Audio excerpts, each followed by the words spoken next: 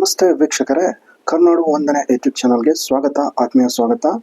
ಇಲ್ಲಿ ಆರೋಗ್ಯ ಮತ್ತು ಕುಟುಂಬ ಕಲ್ಯಾಣ ಇಲಾಖೆ ಹಾಸನ ಇಲ್ಲಿ ಹುದ್ದೆಗಳಿಗೆ ಅರ್ಜಿಯನ್ನು ಆಹ್ವಾನಿಸಲಾಗಿದೆ. ಇದು ಕರ್ನಾಟಕ ಸರ್ಕಾರದ ವತಿಯಿಂದ ಕರ್ನಾಟಕ ಸರ್ಕಾರದ ಉದ್ಯೋಗವಾಗಿದ್ದು, ಇಲ್ಲಿ ಎಷ್ಟು ಹುದ್ದೆಗಳು ಲಭ್ಯವಿದೆ, ಹುದ್ದೆಯ ಸ್ವರೂಪ ಏನು, ಅದೇ ರೀತಿ ವಯೋಮಿತಿ ಏನು, ಯಾವ ರೀತಿ ಅರ್ಜಿ ಸಲ್ಲಿಸಬೇಕು, ಎಷ್ಟು ಹುದ್ದೆಗಳು ಲಭ್ಯವಿದೆ, ಇದರೆಲ್ಲರ ಬಗೆಗಿನ ಹೆಚ್ಚಿನ ಮಾಹಿತಿಗಾಗಿ ದಯವಿಟ್ಟು ಈ ವಿಡಿಯೋವನ್ನು ಸಂಪೂರ್ಣವಾಗಿ ವೀಕ್ಷಿಸಿ. ಸೊ ತಡ ಮಾಡದ ಹೆಚ್ಚಿನ ಮಾಹಿತಿಯನ್ನು ನೋಡ್ತಾ ಹೋದರೆ, ಜಿಲ್ಲಾ ಆರೋಗ್ಯ ಮತ್ತು ಕುಟುಂಬ ಕಲ್ಯಾಣ ಸಂಘ ಹಾಸನ ಪ್ರಧಾನಮಂತ್ರಿ ಆಯುಷ್ಮಾನ್ ಭಾರತ್ ಆರೋಗ್ಯ ಮೂಲ ಸೌಕರ್ಯ ಅಭಿಯಾನದ ಕಾರ್ಯಕ್ರಮದಡಿ ಸ್ಥಾಪಿಸಿದ ಕ್ಲಿನಿಕ್ಗಳಿಗೆ ಕೆಳಕಂಡ ಹುದ್ದೆಗಳಿಗೆ ಆನ್ಲೈನ್ ಮುಖಾಂತರ ಅರ್ಜಿಯನ್ನು ಆಹ್ವಾನಿಸಲಾಗಿದೆ. ಇಲ್ಲಿ ಹುದ್ದೆಯ ಹೆಸರು ಬಂದು ಮೆಡಿಕಲ್ ಆಫೀಸರ್. ಇಲ್ಲಿ MBBS ಪದವಿಯನ್ನು ಹೊಂದಿರಬೇಕು ಮತ್ತು ಕಡ್ಡಾಯವಾಗಿ ಇಂಟರ್ನ್ಶಿಪ್ ಮುಗಿಸಿರಬೇಕು ಅಂತ ತಿಳಿಸ್ತಾ ಇದ್ದಾರೆ. ಇದು ವಿದ್ಯಾರ್ಹತೆ.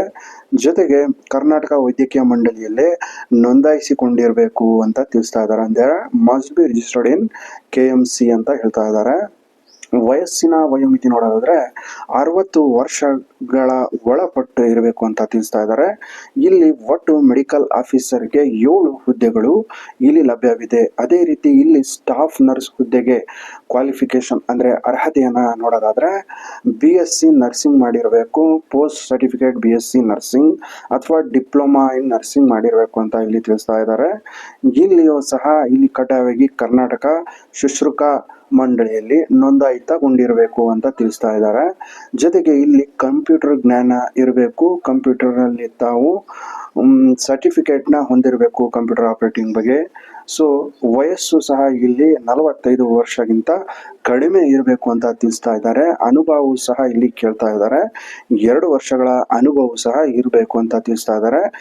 ಸ್ಟಾಫ್ ನರ್ಸ್ ಹುದ್ದೆ ಇದು ಕೇವಲ ಮಹಿಳೆಯರಿಗೆ ಮಾತ್ರ ಲಭ್ಯವಿದ್ದು, ಇದು ಗಮನದಲ್ಲಿ ಇಟ್ಕೊಳ್ಳಿ. ಇದಕ್ಕೂ ಸಹ 7 ಹುದ್ದೆಗಳು ಲಭ್ಯವಿದೆ. ಸೊ ಅದೇ ರೀತಿ ಇಲ್ಲಿ ಲ್ಯಾಬ್ರೇಟರಿ ಟೆಕ್ನಿಷಿಯನ್ ಹುದ್ದೆಗೆ ಸಂಬಂಧಪಟ್ಟಂತೆ ಮಾಹಿತಿಯನ್ನ ನೋಡೋದಾದ್ರೆ SLC ಜೊತೆಗೆ 3 ವರ್ಷದ ಡಿಪ್ಲೊಮಾ ಇನ್ ಟೆಕ್ನಿಷಿಯನ್ ಡಿಗ್ರಿಯನ್ನ ತಾವು ಮಾಡಿರಬೇಕು ಅಂತ ತಿಳಿಸ್ತಾ ಇದ್ದಾರೆ. ಇಲ್ಲಿ ಅದೇ ರೀತಿ ಅಥವಾ PUC ಮುಗಿಸಿ 2 ವರ್ಷ ಲ್ಯಾಬ್ ಟೆಕ್ನಿಷಿಯನ್ ಮಾಡಿರಬೇಕು ಅಂತ ತಿಳಿಸ್ತಾ ಇದ್ದಾರೆ. ಅಥವಾ ಈ ಜೊತೆಗೆ ಅಡಿಷನಲ್ ಕ್ವಾಲಿಫಿಕೇಶನ್ ಅಂದ್ರೆ ಹೆಚ್ಚುವರಿ ಅರ್ಹತೆಗಳು ಏನೇನಿರಬೇಕು ಅಂದ್ರೆ ಕರ್ನಾಟಕ ಸರ್ಕಾರ ಅಥವಾ ಕರ್ನಾಟಕ ಸರ್ಕಾರದಿಂದ ಮಾನ್ಯತೆ ಪಡೆದ ಸಂಸ್ಥೆಯಿಂದ ಕಂಪ್ಯೂಟರ್ ಸರ್ಟಿಫಿಕೇಟ್ ಹೊಂದಿರಬೇಕು ಅಂತ ತಿಳಿಸ್ತಾ ಇದ್ದಾರೆ. ಅಂದ್ರೆ ಕಂಪ್ಯೂಟರ್ ಸರ್ಟಿಫಿಕೇಟ್ ಅಂದ್ರೆ ತಮ್ಮ ಬೇಸಿಕ್ ಆಗಿರ್ಬೋದು, ಜೊತೆಗೆ ಇಲ್ಲಿ ಅಡ್ವಾನ್ಸ್ ಲೆವೆಲ್ ಕಂಪ್ಯೂಟರ್ ಆಪರೇಟಿಂಗ್ ಇದರ ಬಗ್ಗೆ ತಾವು ಕಾರ್ಯಕ್ಷಮತೆಯಿಂದ ಕಾರ್ಯವನ್ನ ಕಂಪ್ಯೂಟರ್ ಅಲ್ಲಿ ನಿರ್ವಹಿಸ್ತೀರಾ ಅನ್ನೋದಕ್ಕೆ ಒಂದು ಮಾನ್ಯತೆ ಪಡೆದ ಸಂಸ್ಥೆಯಿಂದ ತಾವು ಕಂಪ್ಯೂಟರ್ ಸರ್ಟಿಫಿಕೇಟ್ ನ ಹೊಂದಿರಬೇಕು ಅಂತ ಇಲ್ಲಿ ತಿಳಿಸ್ತಾ ಇದ್ದಾರೆ. ಜೊತೆಗೆ ಕರ್ನಾಟಕ ರಾಜ್ಯ ಅರೆ ವೈದ್ಯಕೀಯ ಮಂಡಳಿಯ ಪ್ರಮಾಣ ಪತ್ರ ಕಡ್ಡಾಯವಾಗಿ ಹೊಂದಿರಬೇಕು ಅಂತ ತಿಳಿಸ್ತಾ ಇದ್ದಾರೆ. ಜೊತೆಗೆ ವಯಸ್ಸು 40 ವರ್ಷಗಳು ಇರಬೇಕು ಅಂತ ತಿಳಿಸ್ತಾ ಇದ್ದಾರೆ. ಅನುಭವ ಸಹ ಇಲ್ಲಿ ಇದಕ್ಕೂ ಕೇಳ್ತಾ ಇದ್ದಾರೆ, 2 ವರ್ಷಗಳ ಅನುಭವ ಹೊಂದಿರಬೇಕು ಅಂತ. ಈ ಲ್ಯಾಬ್ ಟೆಕ್ನಿಷಿಯನ್ ಹುದ್ದೆಗೆ ಇಲ್ಲಿಯೂ ಸಹ ಒಟ್ಟು 7 ಹುದ್ದೆಗಳು ಲಭ್ಯವಿದೆ. ಅದೇ ರೀತಿ ಇಲ್ಲಿ ಹೆಲ್ತ್ ಅಸಿಸ್ಟೆಂಟ್ ಅಥವಾ ಹೆಲ್ತ್ ಇನ್ಸ್ಪೆಕ್ಟರ್ ಹುದ್ದೆ ಲಭ್ಯವಿದೆ. ಇದಕ್ಕೂ ಸಹ SLC ಮತ್ತೆ ಜೊತೆಗೆ ಇಲ್ಲಿ ಹೆಲ್ತ್ ವರ್ಕರ್ ಟ್ರೈನಿಂಗ್ ನ ತಾವು ಪೂರೈಸಿರಬೇಕು ಅಂತ ತಿಳಿಸ್ತಾ ಇದ್ದಾರೆ. ಅಂದ್ರೆ SLC ಅಥವಾ ತತ್ಸಮದೊಂದಿಗೆ ಕರ್ನಾಟಕ ರಾಜ್ಯ ಮತ್ತು ಕುಟುಂಬ ಕಲ್ಯಾಣ ಇಲಾಖೆಯ ವಿವಿಧೋದ್ದೇಶ ಆರೋಗ್ಯ ಕಾರ್ಯಕರ್ತರ ತರಬೇತಿಯನ್ನ ಹೊಂದಿರಬೇಕು ಅಂತ ತಿಳಿಸ್ತಾ ಇದ್ದಾರೆ.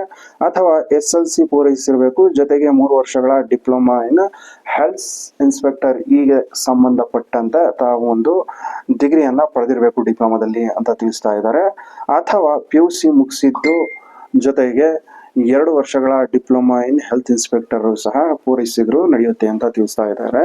ಹೆಚ್ಚುವರಿ ವಿದ್ಯಾರ್ಥಿ ನೋಡೋದಾದ್ರೆ ಇಲ್ಲಿಯೂ ಸಹ ಕಂಪ್ಯೂಟರ್ ಜ್ಞಾನ ಹೊಂದಿರಬೇಕು, ಕಂಪ್ಯೂಟರ್ ಸರ್ಟಿಫಿಕೇಟ್ ನ ಸಹ ಪಡೆದಿರಬೇಕು ಅಂತ ತಿಳಿಸ್ತಾ ಇದ್ದಾರೆ. ವಯಸ್ಸಿನ ವಯೋಮಿತಿ ಬಂದು 40 ವರ್ಷಕ್ಕಿಂತ ಕಡಿಮೆ ಇರಬೇಕು ಅಂತ ತಿಳಿಸ್ತಾ ಇದ್ದಾರೆ.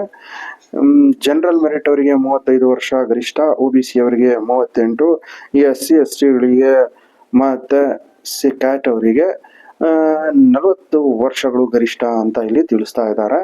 ಅದೇ ರೀತಿ ಇಲ್ಲಿ ಆನ್ಲೈನ್ ಮುಖಾಂತರ ಅರ್ಜಿ ಸಲ್ಲಿಸಬೇಕಾಗಿದ್ದು, ಆನ್ಲೈನ್ ಮುಖಾಂತರ ಅರ್ಜಿ ಸಲ್ಲಿಸುವುದಕ್ಕೆ ಪ್ರಮುಖ ದಿನಾಂಕಗಳನ್ನು ನೋಡೋದಕ್ಕೆ ಮುಂಚೆ ದಯವಿಟ್ಟು ಯಾರೆಲ್ಲ ಹೊಸದಾಗಿ ವೀಕ್ಷಿಸುತ್ತಿದ್ದೀರೋ ಅಥವಾ ಸಬ್ಸ್ಕ್ರೈಬ್ ಮಾಡದೆ ವೀಕ್ಷಿಸುತ್ತಿರುವ ವೀಕ್ಷಕರಿಗೆ ದಯವಿಟ್ಟು ಕಳಕಳಿಯ ವಿನಂತಿ, ನಮ್ಮ ಕರ್ನಾಡು ವಂದನೆ ಯೂಟ್ಯೂಬ್ ಚಾನಲ್ನ ಸಬ್ಸ್ಕ್ರೈಬ್ ಮಾಡಿ ಹಾಗೂ ನಿಮ್ಮ ಫ್ರೆಂಡ್ಸ್ ಅಂಡ್ ಫ್ಯಾಮಿಲಿಯಲ್ಲಿ ಶೇರ್ ಮಾಡಿ.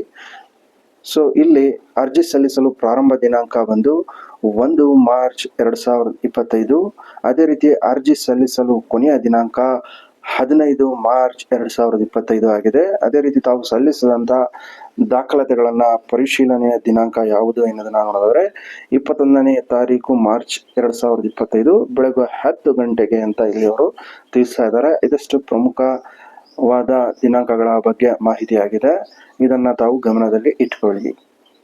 ಜೊತೆಗೆ ಇಲ್ಲಿ ಕೆಲವೊಂದಿಷ್ಟು ಸೂಚನೆಗಳನ್ನ ನೋಡೋದಾದ್ರೆ, ಆನ್ಲೈನ್ ಮುಖಾಂತರ ತಾವು ಅರ್ಜಿಯನ್ನ ಸಲ್ಲಿಸಬೇಕು. ಯಾವ ರೀತಿ ಅರ್ಜಿ ಸಲ್ಲಿಸಬೇಕು ಅನ್ನೋದನ್ನ ನೋಡಿದರೆ, ಅವರ ಒಂದು ಅಫಿಷಿಯಲ್ ವೆಬ್ಸೈಟ್ ಆದ hasan.nic.in ಇಲ್ಲಿ ಭೇಟಿ ನೀಡುವುದರ ಮೂಲಕ ತಾವು ಇಲ್ಲಿ ಆನ್ಲೈನ್ ಮುಖಾಂತರ ಅರ್ಜಿಯನ್ನ ಸಲ್ಲಿಸಬಹುದು ಅಂತ ಇಲ್ಲಿ ಅವರು ತಿಳಿಸ್ತಾ ಇದ್ದಾರೆ.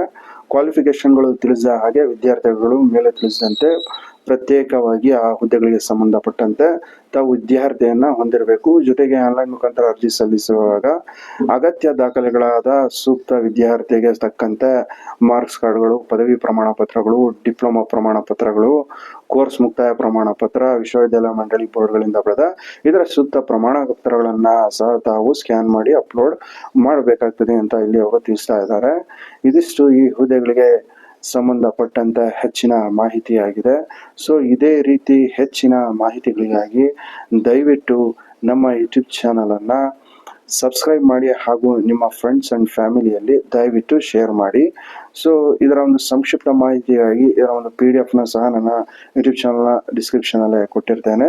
ತಾವು ಡೌನ್ಲೋಡ್ ಮಾಡಿ ಅದನ್ನು ಸಹ ವೀಕ್ಷಿಸಬಹುದು. Thank you for watching.